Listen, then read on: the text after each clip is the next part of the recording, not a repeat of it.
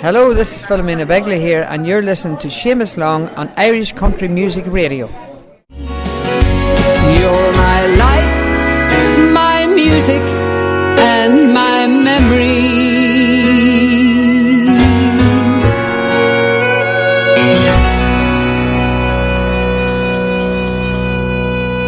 There you have it. That is, of course, that is Philomena Begley and my music, my life, my music and my memories. And I'll tell you, we're going to have a quick chat with Philomena now and find out all about her memories and her life in music and all that. Hello there, Philomena. How are you? Hello, Seamus. How are you? I'm not too bad. Can you hear me all right?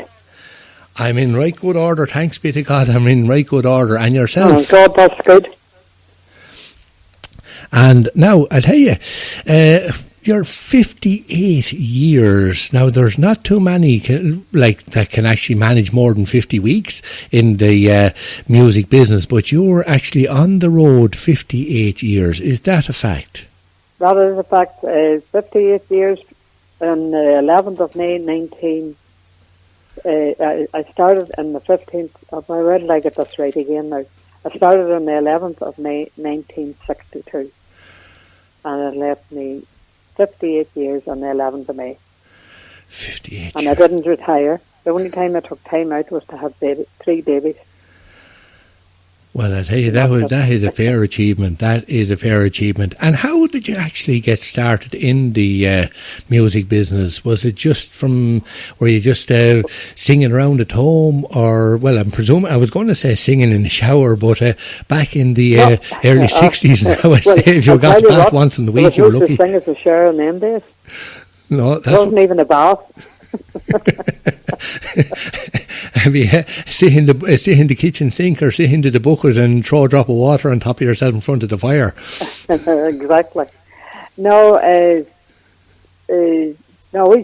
started off at I went to the Cayley one night in the local hall in Pomeroy, and there's a band called the Old Cross Cayley Band. They were playing at it, and that time it was just a Cayley, there was no. And somebody called somebody in the audience to come up and sing a couple of songs, and I went up and I did a couple of songs, and after that there was a couple of the lads called at the door a few nights afterwards and asked me would I come with them the Old Cross, and that's history after that. And did you start in then with some lads on a band then? I would go out with them, whenever they're playing, and I would just go on and do a couple of songs during the Cayley. Right. And when some of them would stay on and play for me, and then the rest of them go off and have a cup of tea or something, because the dancers would on till all hours like that. But anyway, I after that then, as the years went on, we changed our name to the Old Cross Cayley, to the Country Flavour. And then we were starting to do country music that time. Like I was just singing some of the old Irish traditional songs, and then we started to get to sing.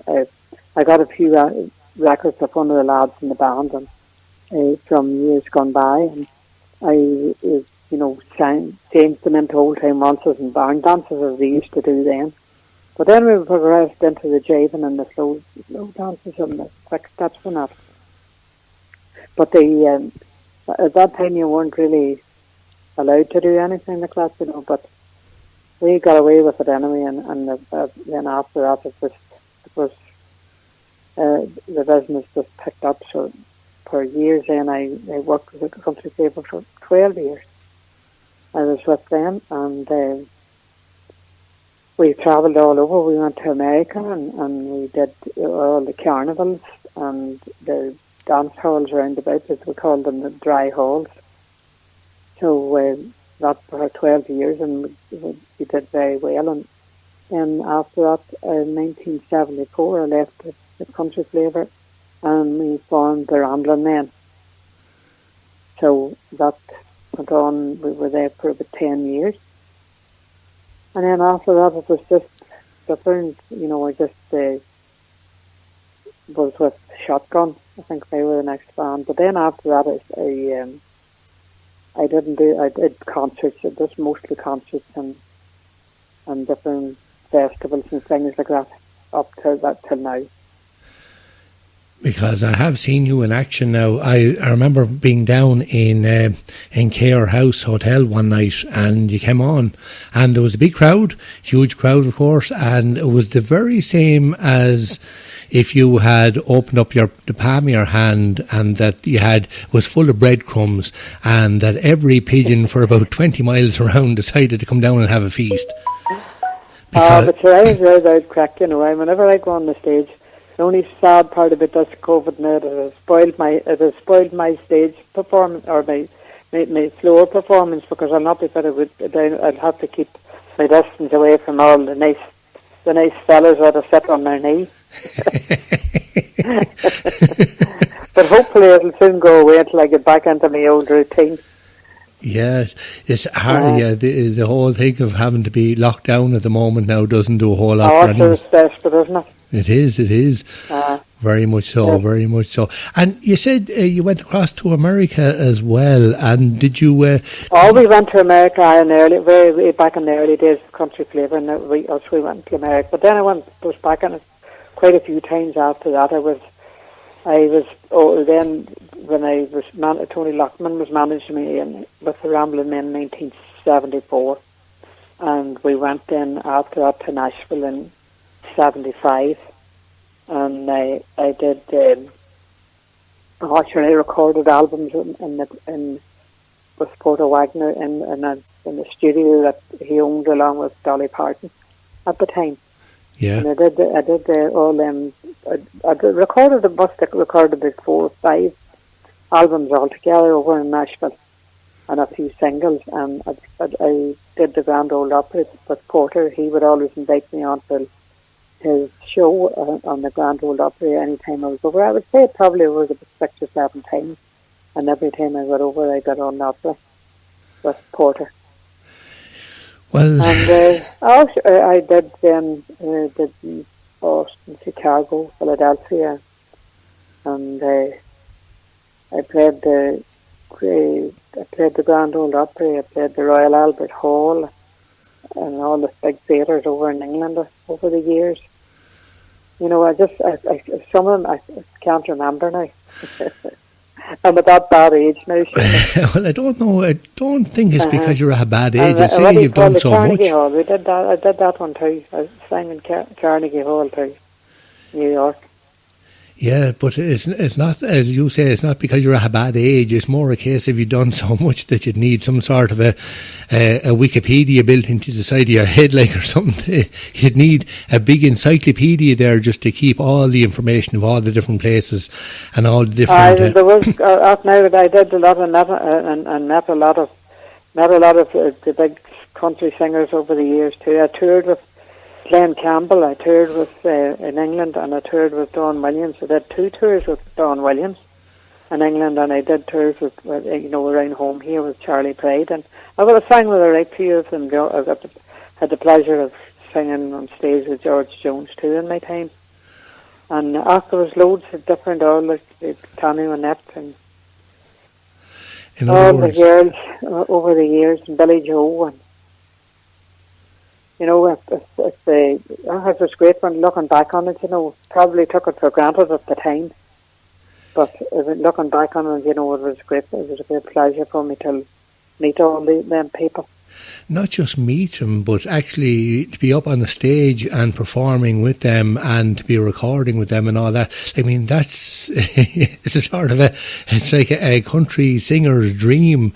You've mentioned, even to me, with one of those would be considered to be a dream come true for a lot of performers, and you're able to just list them off the very same as a sort of a shopping list. It's you've achieved an awful lot there, over the years.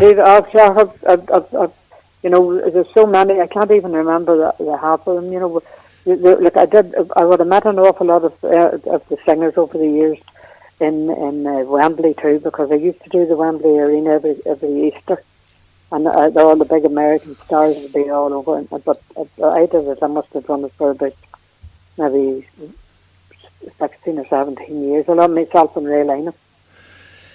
Yeah, Ray. They were all big festivals. That was a big festival too. Like. Yeah, you've done a lot of and work with... as I say, all the American acts was all on it. Yeah, they would. Yeah, and you've done a lot of. Sorry, go ahead. Sorry, I was cutting you across there. Apologies. Pardon? Oh yeah, no. You've done a lot of work there with Ray over the years as well. I did indeed. Sure. I recorded his first album with Ray in 1970. Was it 74 or 72? I think it was that I recorded with Ray first. And we did an album then, and we did 2 albums actually, one in 72 and one in 73. And then I done another one with him in the 80s. Yeah, and like I've been singing with him on and off over the last few years now, along with Mike Denver on the Mike Denver tours. Yeah, and actually, Ray, like there is you actually your voices complement each other very well now, yourself and Ray. Well, we do honestly. We would have had a good blend now whenever we were together. Now, very good. And of course, you have Eddie. Of course, your son is involved in the music business himself as well. Eddie. That's right. Well. It's like the rest of them. He's in lockdown. Yeah, he's in lockdown. But no, he hasn't. You know, he wasn't doing anything there for a wee while. But he's myself and him have been in the studio, and we're doing a couple of duets ourselves. You know, I have another new single coming out that was written again by Derek Ryan. This is a new single. You know, I haven't it down, I haven't it recorded, I have the backing tracks done for it, but I have to go to Longford, but I can't get to Longford till I get permission to go. Yes. When I get out of this lockdown. Yeah, it's nearly as bad as being when you were a child and you were told, no, you can't go out. You have to stay where you are now. Pardon? It's nearly as bad as when you were a child and you were told you couldn't. That's true, yeah. See, I would be in the age group for them to lock me up. But I'll tell you something, there's some locking to do to get locked me up, because I'm ready for flight anytime. Saying, as you said in one of your songs, I ain't over the hill. There's plenty of life left. There's times that I feel like it.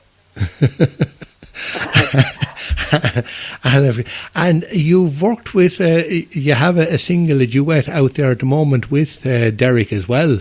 Oh, we have, it's a new one that Derek wrote. That one back there a few weeks ago. Yeah. And it's to do, you know, it's a great, a beautiful song. It's one called It Won't Rain Forever. Yeah. So, we'll have to get it for you, but...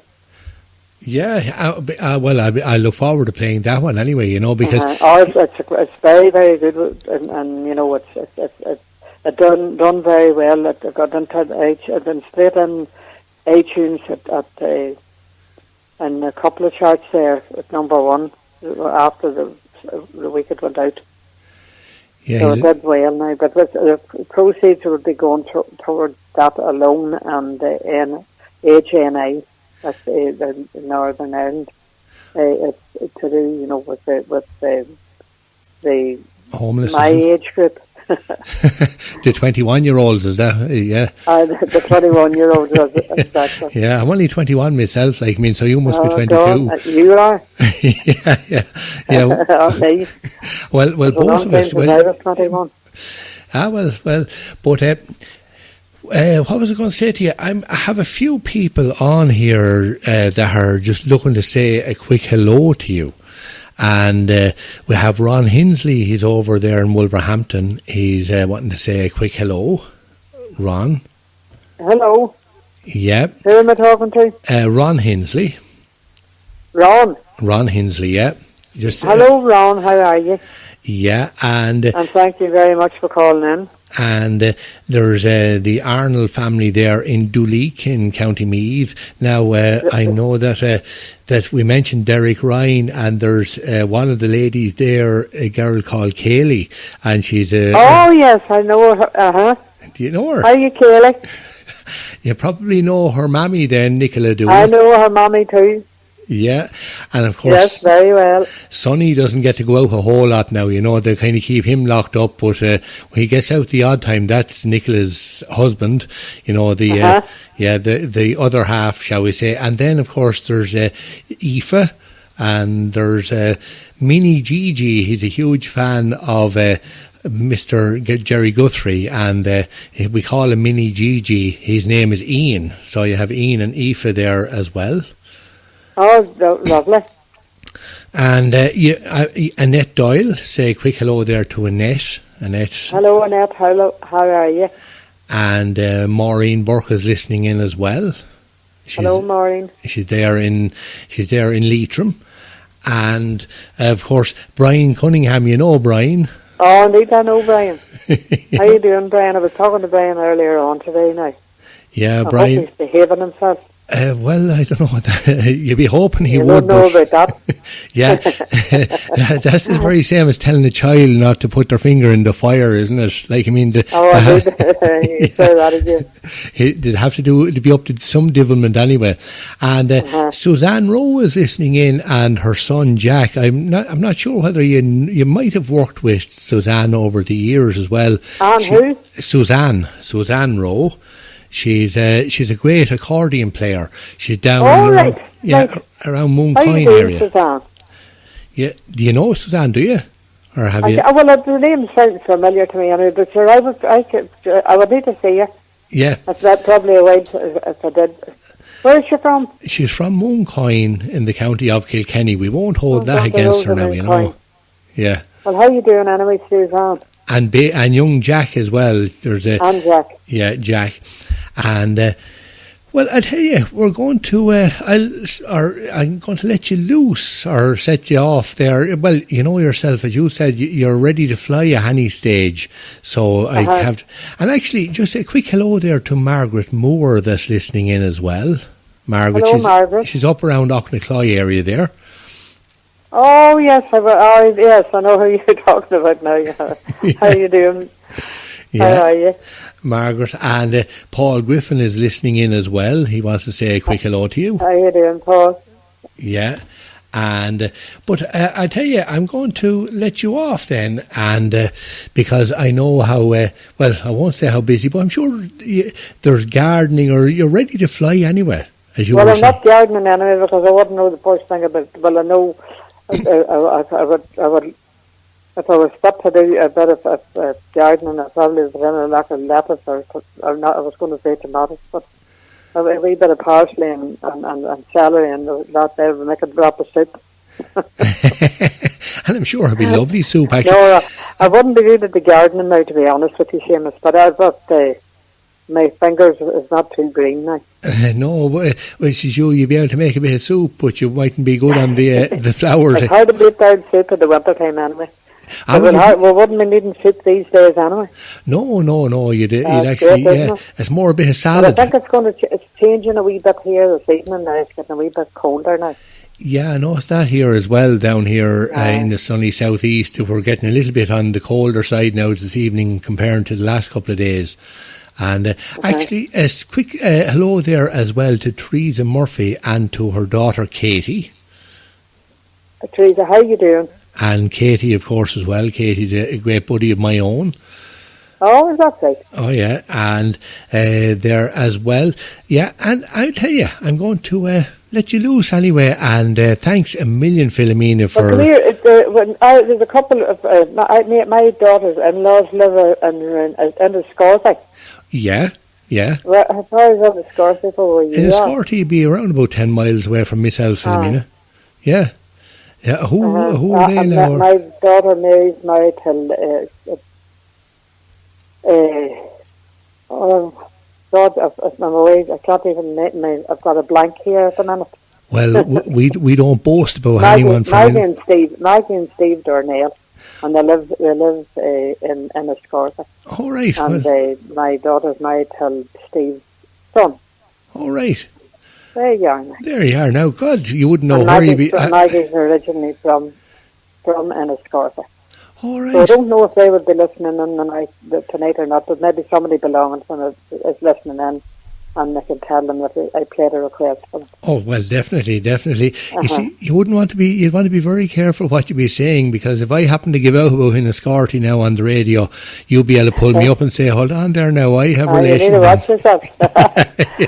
Well, here, anyway, Seamus, it's great to talk to you. It's great to talk to yourself, and thanks a million for dropping by. Not at all, a pleasure. And it's great to have a chat with you, and it's a great, on my own behalf, like to actually to chat to a living legend.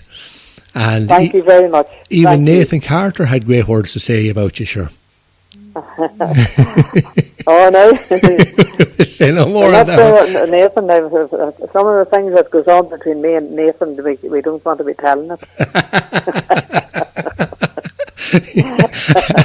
Well, I'll tell you, thanks a million for wishful thinking. With my age. But anyway, it's good to talk to you, Seamus. It's great to chat to yourself, and thanks a million, Philomena. Thanks a million. Okay, thanks. I'm going to leave you off with this one. This is Philomena, and as she says herself, I ain't over the hill.